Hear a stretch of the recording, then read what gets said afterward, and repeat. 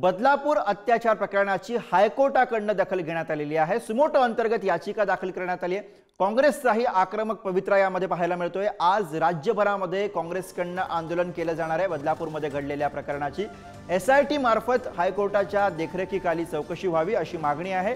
न्यायमूर्ती भारती डांगरे आणि न्यायमूर्ती पृथ्वीराज चव्हाण यांच्या खंडपीठापुढे आता या प्रकरणामध्ये सुनावणी होणार आहे।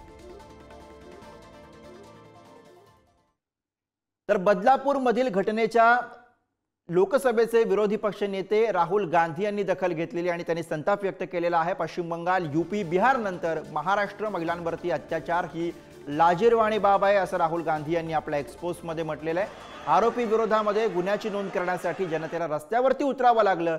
न्याय प्रत्येक नागरिकाचा हक्क आहे। न्याय हा पोलीस आणि यंत्रणेचा गुलाम नाही असं राहुल गांधी यांनी आपल्या एक्सपोजमध्ये म्हटलंय।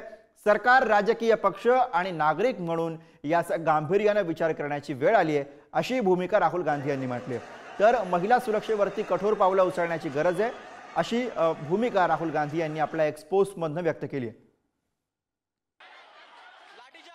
तर राहुल गांधी यांनी आपल्या एक्सपोजमध्ये नेमकं काय म्हटले बघूयात। पश्चिम बंगाल, उत्तर प्रदेश आणि बिहार नंतर महाराष्ट्रातही मुलींवर होणारे अत्याचार ही लाजिरवाणी बाब आहे।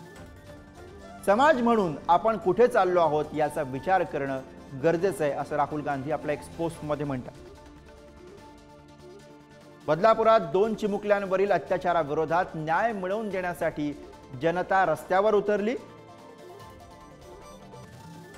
महिलांच्या सुरक्षेसाठी सरकार, राजकीय पक्ष आणि नागरिक म्हणून काय करता येईल याचा गांभीर्याने विचार करण्याची आता गरज आहे अशी भूमिका राहुल गांधी यांनी मांडली। न्याय हा प्रत्येक नागरिकाचा हक्क आहे। पोलीस आणि प्रशासनाच्या मनमानीवरती न्याय अवलंबून राहू शकत नाही असं राहुल गांधी यांनी आपल्या एक्सपोजमध्ये म्हटलेलं आहे।